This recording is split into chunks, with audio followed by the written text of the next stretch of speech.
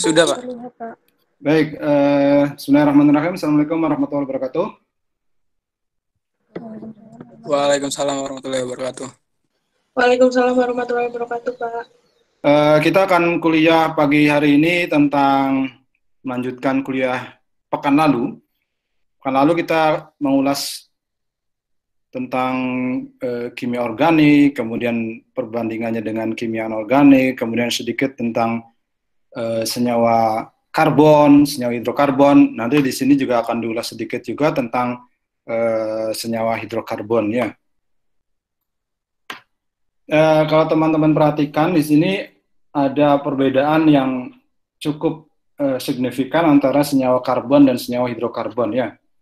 Untuk senyawa karbon itu senyawa yang di dalamnya itu mengandung tidak hanya unsur karbon dan hidrogen, tetapi juga ada unsur lain seperti oksigen, nitrogen, sulfur, fosfat ataupun halogen. Contohnya bisa kelompok alkohol, ether, aldehida, keton, kemudian asam karboksilat dan seterusnya. Nah, ini adalah senyawa karbon ya. Jadi senyawa karbon itu di dalamnya tidak hanya unsur C dan H, ada juga unsur O, N, S, P dan seterusnya. Sedangkan untuk senyawa hidrokarbon, hidro itu kan H, hidrogen, karbon C, berarti senyawanya itu hanya ya kan dia mengandung senyawa yang mengandung hanya C dan H saja. Jadi di dalamnya ada senyawa karbon, senyawa hidrokarbon itu mengandung atom C atau unsur C dan H saja. Contohnya kelompok alkana, alkena ataupun alkuna. Oke, kita bahas tentang senyawa hidrokarbon. Karena kita berbicara tentang senyawa hidrokarbon, fokus utama kita adalah ke karbonnya dulu. Karbon, masih ingat ya teman-teman atom karbon, unsur karbon, nomor atomnya 6.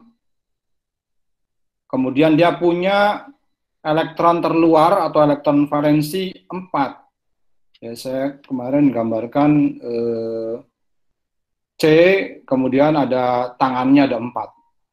Titik-titik-titik ada 4 ya di sekeliling C-nya itu. Nah, karena elektron valensinya ada 4 atau elektron pada kulit terluarnya ada 4, senyawa karbon itu mampu berikatan dengan atom yang lain. Khususnya atom karbon yang lain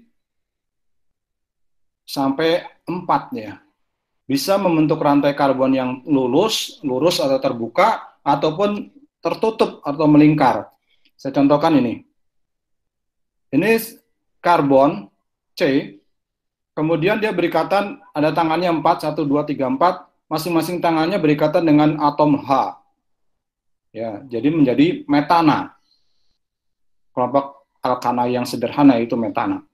Kemudian C pun bisa berikatan, tangannya bisa dengan H atau dengan C ini. Ini C yang sini bisa dengan C yang ini, dengan H, C, dan seterusnya. Ini membentuk lurus, terbuka rantainya. Rantainya terbuka, lurus ya. Tapi ada juga yang model seperti ini. Jadi C-nya berikatan dengan C dengan C, terus melingkar. Nah, baru C ini dengan 2H, C ini dengan 2H, C ini dengan 2H. Nah, kita hitung coba masing-masing C di sini. Tangannya ada berapa? 1, 2, 3, 4. Ini juga sama. 1, 2, 3, 4. Ini juga sama. 1, 2, 3, 4. Jadi semua C itu elektron valensinya ada 4 dan dia akan bisa bergandengan atau membentuk ikatan kovalen dengan 4 atom lain. Ya, bisa hidrogen, bisa karbon.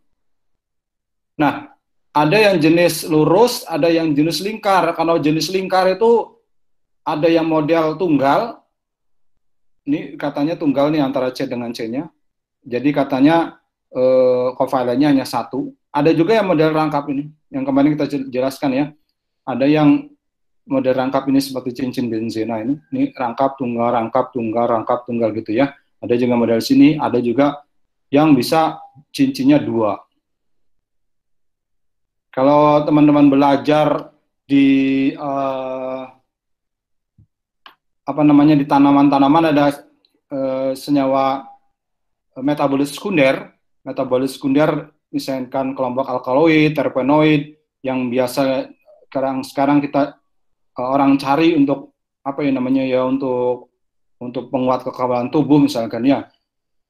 Itu salah satunya bentuknya begini ya, lingkar dan dia selang-seling ikatan rangkapnya.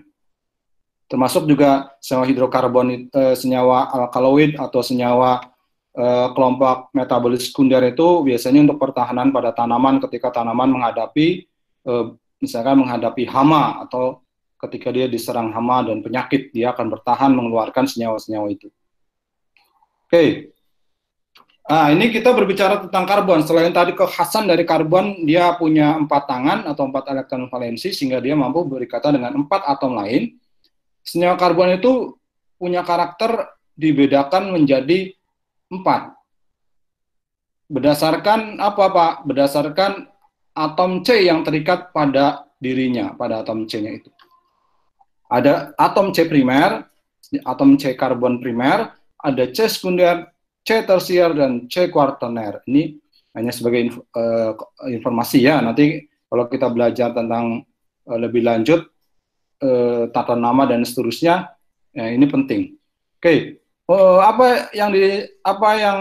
pada saat kapan disebut dengan atom C primer? Ya, ketika atom C ini terikat pada satu atom C yang lainnya. Contoh di sini. Ini atom C primer nih. Ini karbon ya. CH3 kan berarti karbon, tiga tangannya mengikat H-nya ada 3, jadi CH3. Satu tangan mengikat C yang di sini. Jadi tangannya 4 ya, satu tangan mengikat C yang di sini, 3 tangan mengikat H. Jadi dia hanya mengikat satu C. Jadi C yang ini disebut C primer. Kenapa? Atom C primer. Kenapa? Karena dia hanya mengikat satu atom C yang lain. Nah, kalau C sekunder bagaimana, Pak? C sekunder itu berarti 2 atom karbon yang lain. Ini contohnya. Ini C sekunder. Ini kan CH2, berarti 2 tangan karbon yang ini, dia mengikat 2 hidrogen. 2 laginya mana, Pak? 2 laginya mengikat C yang di sini dan C yang di sini. Jadi ada 2 C yang diikat sama CH2 ini, sama C yang ini. Jadi dia disebut atom C sekunder. Bagaimana dengan tersier? Nah, ya tinggal 3 berarti kan? Ini ya disebut tersier. Kenapa? Karena dia mengikat 3 atom C. C ini mengikat C yang di sini, mengikat C yang di sini, dan mengikat C yang di sini. Jadi ada 3. Bagaimana kuartener, Pak? Kuartener dia mengikat 4 C berarti. Ini lihat C yang di sini ini mengikat C di sini, mengikat C di sini, mengikat C di sini, dan mengikat C yang di sini. Nah, itu kelompok penggolongan dari atom karbon karena dia punya kekhasan tadi. Tangannya ada 4 dan dia bisa dikelompokkan menjadi C primer, C sekunder, tersier, dan kuartener. Nah, pertanyaan saya ini, yang mana atom C primer, mana atom C sekunder, dan mana yang tersier? Silakan ada yang bisa coba menjawab ya. Yang nomor berapa? Atom C primer. Ada? Silakan sebutkan nama dulu. Halo?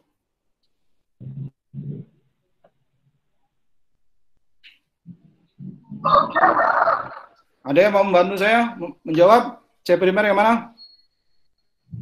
C primer nomor 1, Pak. C primer nomor 1. Namanya siapa, Mbak? Ika. Siapa? Nurul. Nurul. Oh, bagus. Betul ya. C primer yang nomor 1. Selain nomor 1, nomor berapa?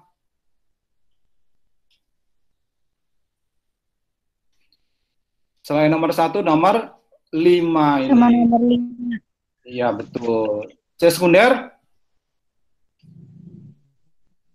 Coba C sekunder, siapa yang bisa jawab? Jadi dia mengikat 2 atom C yang lain. C sekunder. Nomor berapa? Nomor 4, Pak. Ya, betul. Nomor 4 ya. Nomor 4, kenapa? Karena dia 1 C yang di sini diikat, 1 C di sini diikat. Kalau yang tersier? Layo nama ke rumah desain. Nomor 3, Pak. Hah? Nomor 3? Tersier. Ramping. Nomor 5, Pak. Kalau nomor 3 itu sekunder karena dia mengikat 2 karbon kan. Kalau nomor 5 itu Nomor 2, Pak. primer, atau karena dia mengikat hanya 1 karbon lain. Yang tersier? Nomor 2, Nomor 2. Pak. Nomor 2, Pak. Yang benar nomor 2 ya. Nomor 2 coba perhatikan. Nomor 2 itu C yang ini, C yang nomor 2 ini dia mengikat 3 C yang lain. 1, 2, 3. Tersier ya, gitu ya. Mudah sekali. Baik, kita lanjutkan. Ini adalah klasifikasi dari senyawa hidrokarbon yang sebutkan tadi. Ada alifatik yang lurus rantainya, ada yang siklik yang lingkar. Karbonnya artinya dia berikatan kovalen lingkar ya, melingkar. Untuk yang alifatik, yang lurus, itu ada kelompok yang disebut dengan jenuh, ada yang tidak jenuh. Jenuh atau dia tidak memiliki ikatan rangkap, itu contohnya ada akana. Jadi ikatannya itu tunggal, antara C-C-C-nya itu tunggal. Kalau tidak jenuh, dia ikatannya ada yang rangkap, baik rangkap 2 ataupun rangkap 3, rangkap 2 alkena, rangkap 3 alkuna. Untuk yang siklik, yang lingkar, ada kelompok alisiklik yang lingkar tapi dia tunggal ikatannya. Yang aromatik dia ada yang ganda. Contohnya mana tadi ya? Nah ini alisiklik, ini aromatik. Ya, ini aromatik. Ini apa? Ini tadi namanya. Ini kelompok dari, ini contohnya kan metana ya. Metana dan propana ini kelompok alkana. Alkana itu berarti kelompok hidrokarbon yang lurus ya. Yang lurus yang kemudian jenuh. Atau alifatik dan jenuh, ini alkana. Baik. Jadi sekali lagi hidrokarbon alifatik itu dia punya rantai terbuka dengan rantai lurus C-nya ataupun bercabang. Terbuka artinya dia tidak membentuk lingkaran ya, C-nya itu. Bisa lurus banget atau ada cabang-cabang sedikit, tapi dia tidak kemudian melingkar, tidak. Contohnya alkana dan alkena alkuna ya. Kalau alkana itu yang jenuh, ikatan kovalennya tunggal. Kalau alkena ikatan rangkap 2 adanya atau ganda atau ganda 2 atau ganda 3 ya alkuna. Kemudian siklik tadi dia membentuk struktur lingkar. Untuk alisiklik dia lingkar tapi ikatannya tunggal. Contohnya siklopropana, siklobutana.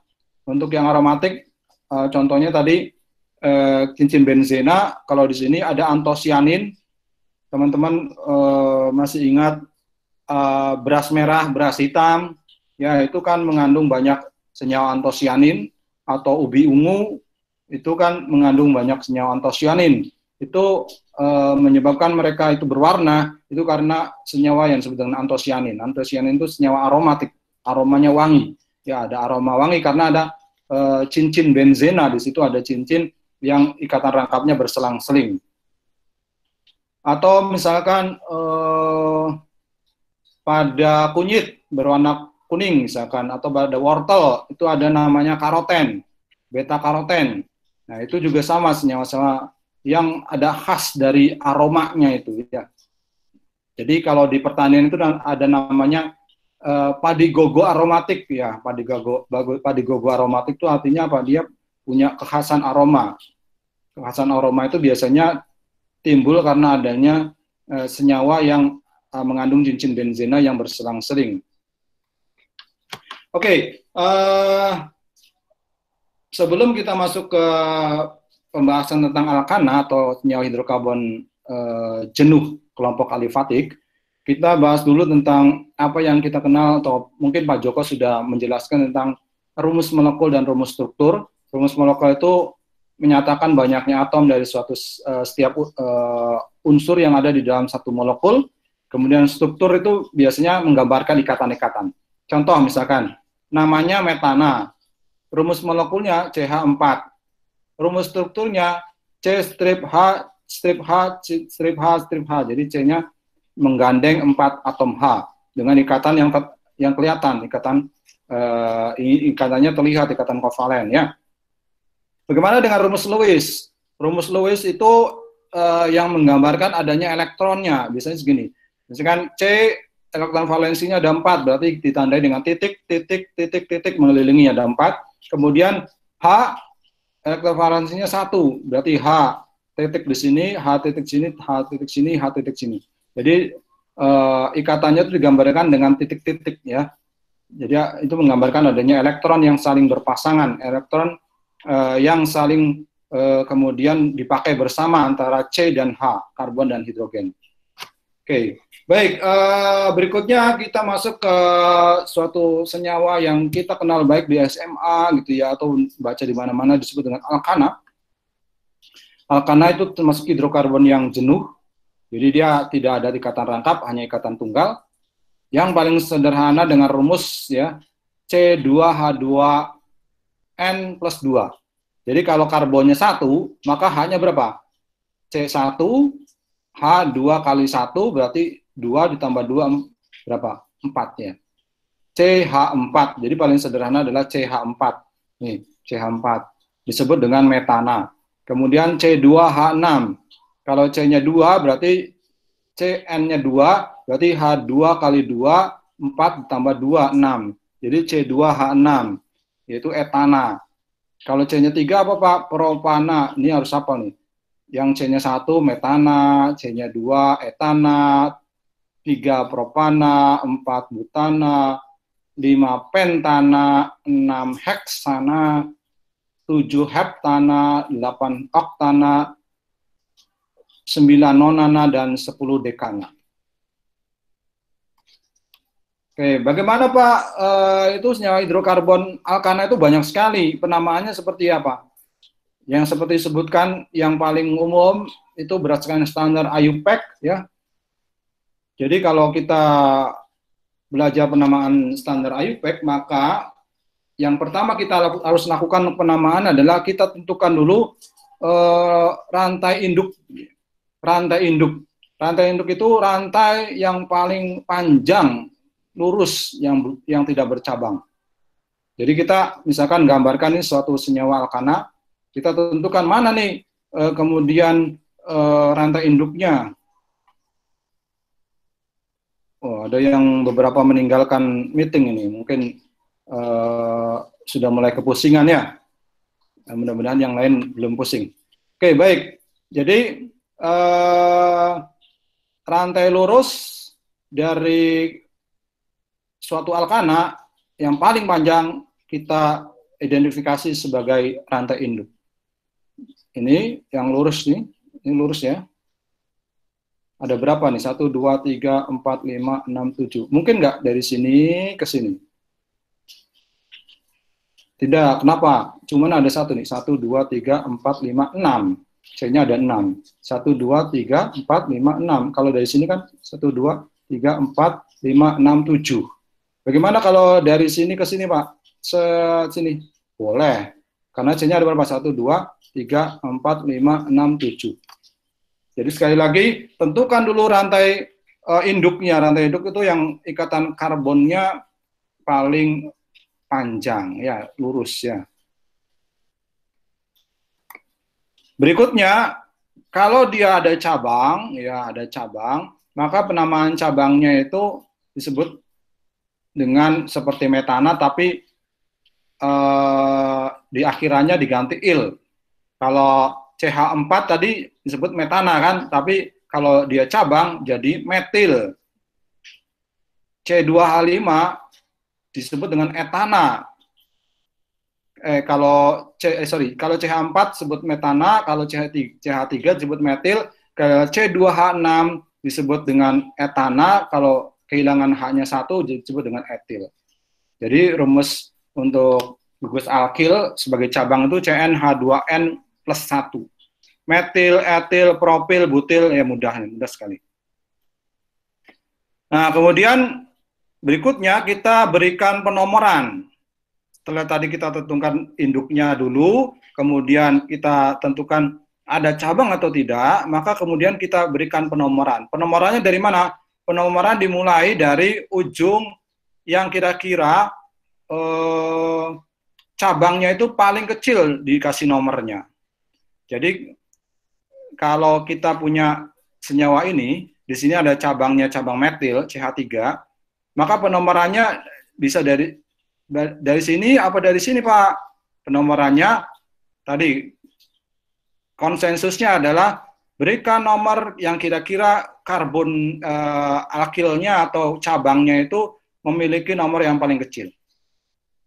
Ini kan berarti kalau dari sini kan C-nya karbon pertama, karbon kedua, 3, 4, 5. Jadi di sini berarti CH3-nya atau metilnya terletak pada atom karbon nomor 2. Kalau yang di sini karena dia nomornya dari sini 1, 2, 3, 4, berarti dia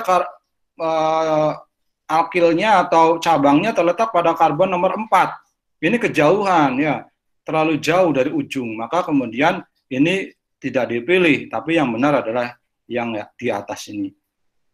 Intinya bahwa rantai induk itu diberi nomor dari kiri atau dari kanan itu tergantung dari posisi cabangnya. Kira-kira cabangnya itu punya nomor yang paling kecil. Berikutnya, kalau misalkan cabangnya lebih dari 1, maka bisa ditambah D3 gitu ya. Kalau 2 D. Misalkan di sini ada gugus metil, cabangnya kan metil nih. Ada 2 berarti dimetil. Kalau 3 trimetil, 4 tetrametil gitu ya.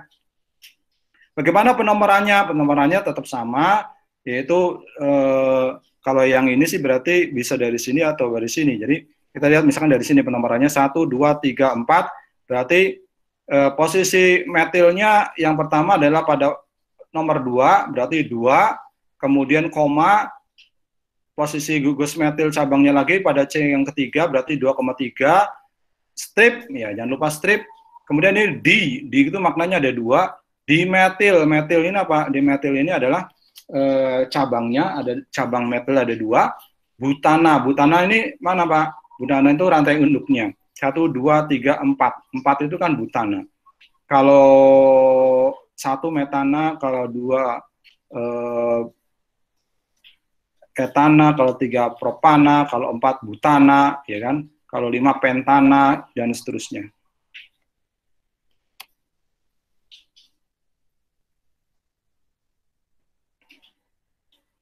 Nah, kalau kemudian cabangnya itu tidak hanya metil, Pak, tapi ada namanya etil.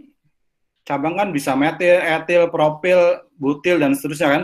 Nah, itu penomorannya siapa dulu yang berdasarkan alfabetis dulu. Jadi kita lihat penomorannya di sini kira-kira cabangnya paling dekat, penomoran diberi nomor yang paling dekat yaitu dari sini berarti C1, C2, 3, 4, 5. Maka kemudian kita lihat di sini kan ada cabang metil, ada cabang etil. Jadi mana yang ditulis dulu? Metil dulu apa etil dulu? Yang ditulis etil dan metil, berarti dia tulis etil dulu. Berarti kita tulis etilnya posisi C berapa? 1, 2, 3, berarti 3 etil. Kemudian metilnya posisi berapa? 1, 2, 2 metil. Induknya apa namanya? Kita lihat induknya berapa C-nya? 1, 2, 3, 4, 5. 5 berarti pentana. Maka senyawa ini nama IUPAC-nya adalah 3 etil 2 metil pentana. Ini menggambarkan tentang isomer. Isomer itu suatu senyawa yang molekulnya sama tapi strukturnya berbeda. Contohnya adalah suatu senyawa ini N-butana, normal butana dengan isobutana. Ini sama-sama sebenarnya strukturnya. Bukan strukturnya, tapi rumus molekulnya. C-nya 4, ini sama-sama C-nya 4. Ini C-nya 4, ini C-nya 4. Ini hanya ada 10, ini hanya ada 10. Sama-sama C4H10, tapi strukturnya beda. Ini strukturnya lurus, ini strukturnya cabang, ada cabang. Maka karakter fisiknya akan berbeda. Titik bakunya berbeda, nih titik didihnya juga berbeda. Jadi isomer ini disebut dengan isomer struktur. Seperti C8H18 atau C5H12 itu juga punya isomer struktur. Nanti teman-teman bisa cari ya.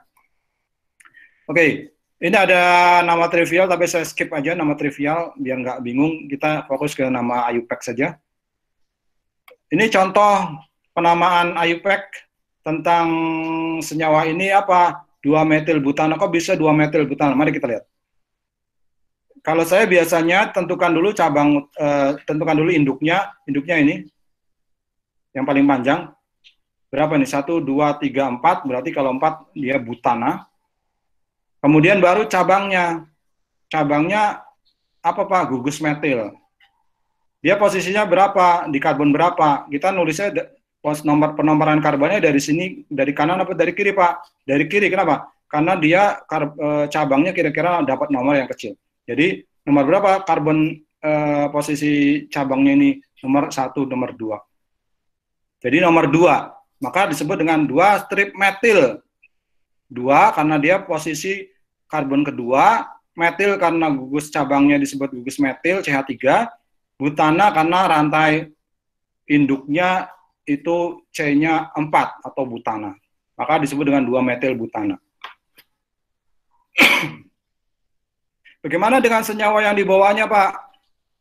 Kenapa disebut dengan 4 etil 2 metil heksana? Kita perhatikan di sini ada 4 etil 2 metil, berarti ada 2 cabang yang berbeda. Ada etil, ada metil. Heksana berarti apa? Rantai induknya heksana, ada 6 karbon. Ya, rantai induknya berarti ada 6 karbon. Kita perhatikan di sini. Kita cari rantai induknya dulu. Mana rantai induknya? Yang C-nya paling panjang. 1, 2, lurus paling panjang. 1, 2, 3, 4, 5, 6. Nah, ini berarti. Nah, umpamanya kita, ini rantai induknya ini. Kemudian kita berikan penomoran sesuai dengan penomoran cabangnya yang paling dekat. Penomorannya tidak dari kanan, tapi dari kiri. Kenapa? Karena dari kiri cabangnya ini paling dekat, ya, paling dekat penomorannya ya, dengan ujung. Jadi kita nomor 1, 2, 3, 4, 5. Jadi sekali lagi 1, 2, 3, 4, 5, 6. Maka posisi cabangnya ada pada C berapa? Yang pertama adalah C yang nomor 2 dan yang kedua adalah C yang nomor 4. Tapi apa penulisannya gimana Pak? 2 metil dulu apa 4 etil dulu. Teman-teman ingat kan ya tadi aturannya ya, bahwa alfabet ketika ada 2 cabang dengan alfabeta yang berbeda, etil dengan metil tentu E dulu kan, etil dulu baru metil. Jadi nanti penulisannya 4 etil, 2 metil, baru nih heksana. Oke, baik kita lanjut. Ini ada suatu senyawa yang disebut dengan haloalkana. Halo gitu ya, haloalkana. Haloalkana itu sebenarnya adalah alkana bereaksi dengan halogen. Halogen itu apa? Halogen itu kelompok unsur halogen yaitu Cl, Br, I itu jadi yodin, klorin, bromin itu kelompok halogen atau kita sebut dengan X. Maka rumusnya CnH2n plus 1X ya.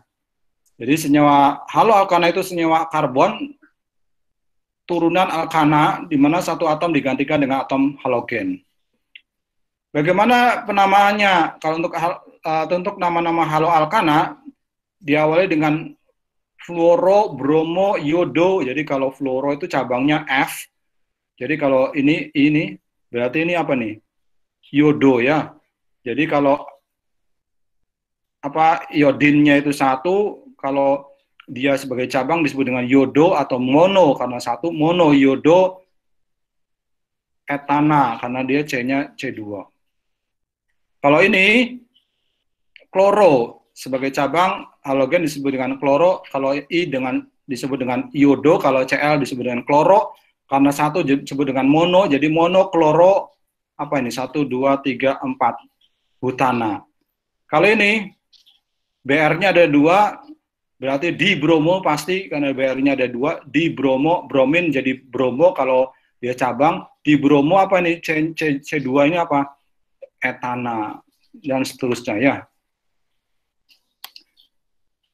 Nah, ini contoh di sini. Ini apa namanya nih? Ini namanya 1 kloropropana. Kenapa dengan 1 kloro? Kita perhatikan ini Cl sebagai cabang. Ini sebagai rantai induk. Rantai induknya ada C-nya ada 3 yaitu propana ya kan. C-nya 3 kan propana untuk kelompok alkana. Maka rantai induknya rantai cabangnya Cl-nya itu diberi nomor dari kanan apa ke kiri Pak? Dari kanan karena dia lebih dekat. Jadi nomor 1. Jadi 1 posisi Cl-nya ada di posisi karbon 1, jadi 1 kloro, propana, C-nya ada 3. Kemudian 2 kloro, propana, kita perhatikan, dia posisinya 1, 2, atau boleh dari sini 1, 2, ini sama-sama saja Cl-nya di tengah-tengah. 2 kloro, ini kloro, Cl ini kloro, propana 1, 2, 3, propana. Ini 1 klorobutana. 1 karena Cl-nya ada posisi karbon ke-1, kloro, butana karena dia 1, 2, 3, 4. C-nya ada 4 untuk senyawa alkananya. Kalau 2 klorobutana, ya seperti ini. Bukan 3 klorobutana, Pak. Dari sini, 1, 2, 3. Tapi 2 kloro ya. Iya, 2 kloro. Kenapa? Karena cabang selalu diberi nomor yang dekat dengan ujung, nomor yang terkecil. Jadi misalkan Cl-nya di sini, maka kalau diberi nama dari sini kan C-nya C1, C2. Jadi ada 2 kan. Kalau dari sini kan 1, 2, 3. Mana 3 kloro apa 2 kloro? Akan dipilih 2 kloro dulu. Karena dia rantai cabangnya nomor karbon yang paling kecil. Jadi 2 klorobutana. Kalau ini perhatikan rantai utama apa? Rantai utamanya? Rantai utamanya ini. Apa ini? 3 karbon untuk metana, untuk alkana adalah propana. Cabangnya ada 2 ya, ada metil, CH3, ada Cl atau kloro. Maka penamaannya gimana? Nah, penamaannya di sini ingat, kalau ada 2 cabang yang berbeda, maka penamaannya alfabetis. Ya. Antara kloro dengan metil mana dulu? Yaitu kloro dulu kan? Nah, berarti akan disebut kloro dulu. Kloro posisinya mana? Dari sini penomorannya 1 di sini, 2 di sini, 3 di sini, atau kebalik 1, 2, 3 di sini. Maka penomorannya yang ini, yang dekat.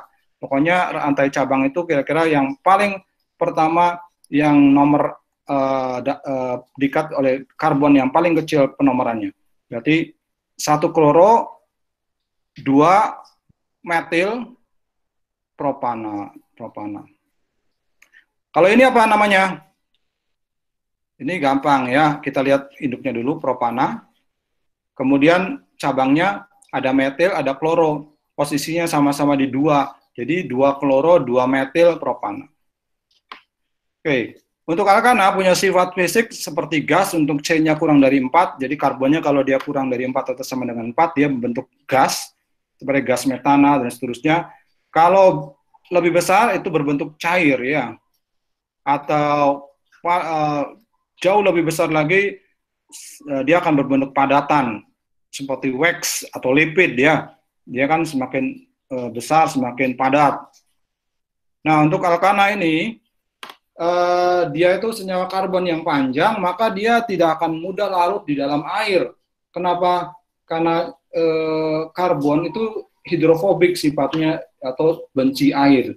Ada suatu senyawa yang disebut dengan hidrofilik atau hidrofobik. Hidrofilik itu berarti cinta air. Kalau cinta air berarti suka sekali dengan air. Kalau kita cinta keluarga kita berarti kita suka berada dalam keluarga kita. Kalau kita benci ya berarti kita pengen jauh-jauh. Maka kemudian kelompok hidrofilik adalah suatu senyawa yang sangat senang dengan air. Dia larut dalam air karena sama-sama polar. Misalkan apa ya? Misalkan metanol ya, atau kelompok alkohol yang lain, ada OH-nya, jadi dia akan mudah larut di dalam air.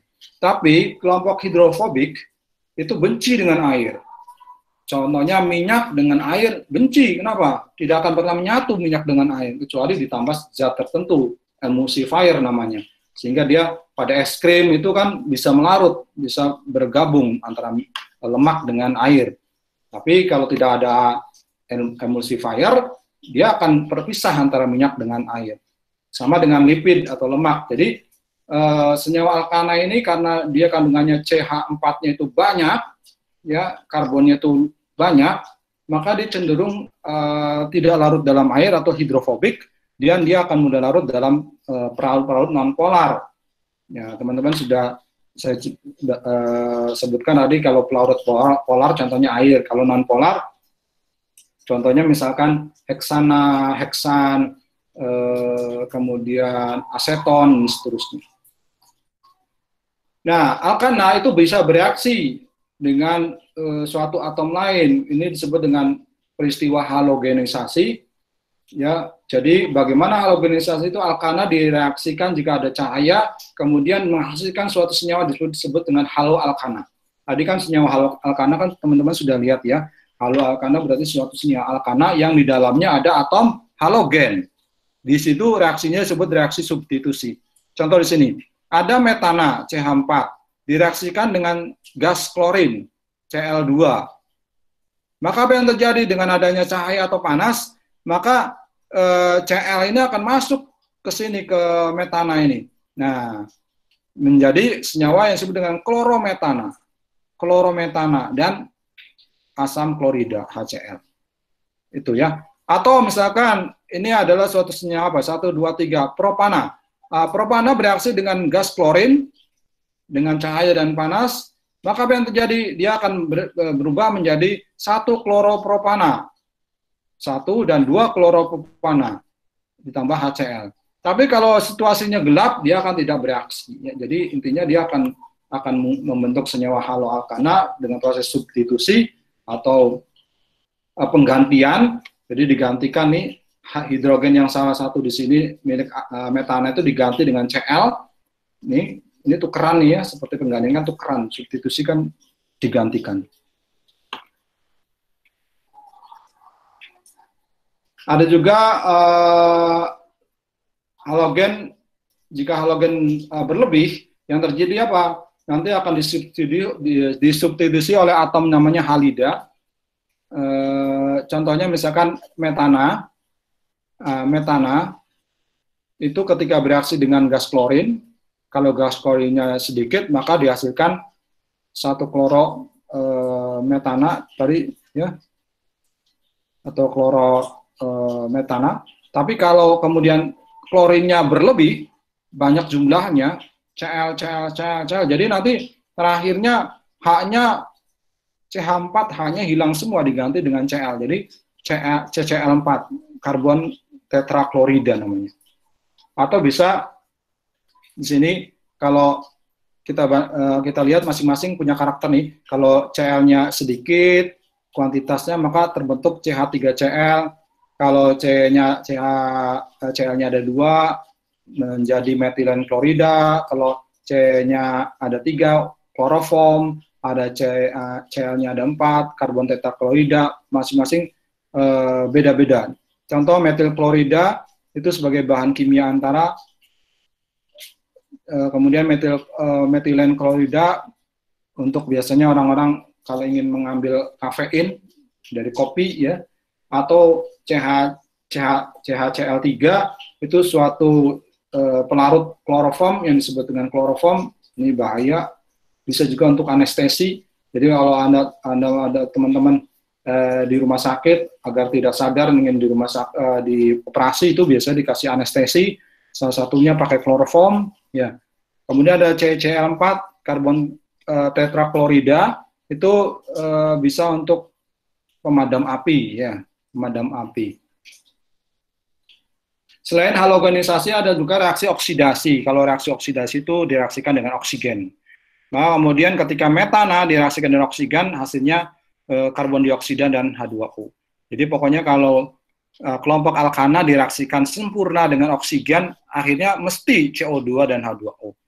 Itu yang bisa disampaikan. Jika ada yang kurang berkenan, mohon dimaafkan. Sampai bertemu pekan depan. Sampai jumpa dan selamat mengerjakan kuis. Assalamualaikum warahmatullahi wabarakatuh. Waalaikumsalam warahmatullahi wabarakatuh. Terima kasih, Pak. Ya, sama-sama. Waalaikumsalam warahmatullahi wabarakatuh. Terima kasih, Bapak.